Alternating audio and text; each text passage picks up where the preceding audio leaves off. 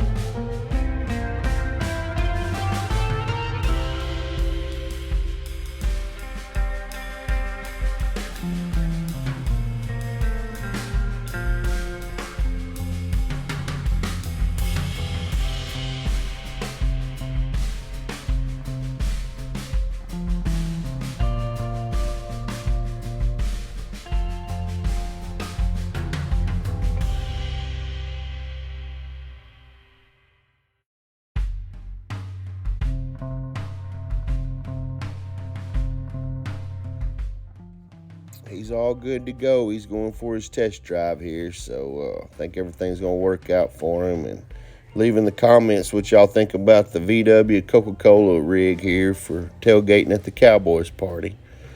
Thanks for tuning in, and stay tuned for more and upcoming videos. Peace out.